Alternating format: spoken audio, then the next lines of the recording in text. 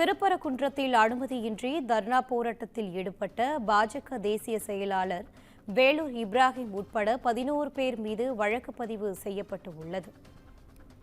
திருப்பரங்குன்றம் சிங்கந்தர் தர்காவுக்கு செல்ல அனுமதிக்க கோரி வேலூர் இப்ராஹிம் தர்ணாவில் ஈடுபட்ட விவகாரத்தில் மக்களை இடையூறு செய்தல் உள்ளிட்ட 3 பிரிவுகளின் கீழ் திருப்பரங்குன்றம் போலீசார் வழக்கு பதிவு செய்துள்ளனர்.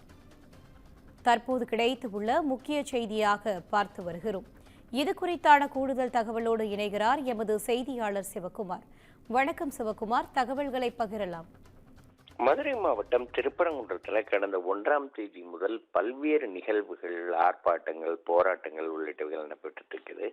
மலை மேல இருக்கிற தீபத்தூண்ல தீபம் ஏற்றணும்னு சொல்லி கோரிக்கை வைக்கிறாங்க. அதே மாதிரி அங்க இருக்கிற சிக்கந்தர் தர்காவுக்கு போகணும் அப்படின்னு சொல்லி ஏற்கனவே பல்வேறு பிரச்சனைகள் போயிட்டு இருக்கிற இந்த சூழ்நிலையில திருப்பரங்குன்றத்துல அனுமதியின்றி தர்ணா போராட்டத்தில் ஈடுபட்ட பாரதிய ஜனதா கட்சியோட சார்ந்த தேசிய செயலாளர் வேலூர் இப்ராஹிம் உள்பட 11 பேர் மீது 3 பிரிவுகளின் கீழ் தற்போது திருப்பரங்குன்றம் போலீசார் வழக்கு பதிவு செஞ்சிருக்கிறாங்க.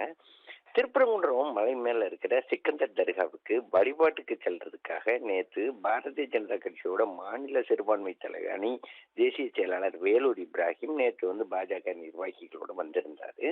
அப்போ காவல்துறையினர் 6 மணிக்கு மேல மலைக்கு செல்ல அனுமதி இல்லை அப்படின்னு கூறியதை தொடர்ந்து காவல்துறையிட்ட அவங்க வாக்குவாதத்தில் ஈடுபட்டாங்க.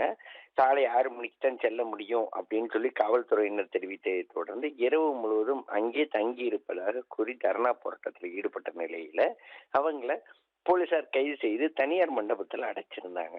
மேலும் அனுமதியின்றி ஒன்று கூடி பொதுமக்களுக்கு இடையூறு செய்தல் உள்ளிட்ட 3 பிரிவுகளின் கீழ் பாரதிய ஜனதா கட்சியோட மாநில சிறுபான்மை அணி தேசிய செயலாளர் அவர் வேலூர் இப்ராஹிம் மற்றும் பாஜக மாவட்ட செயலாளர் உள்ளிட்ட 11 பேர் மீது தற்போது திருப்பரங்குன்றம் போலீசார் வழக்கு பதிவு செஞ்சிருக்காங்க. விவரங்களை வழங்கியமைக்காக நன்றி சிவகுமார்.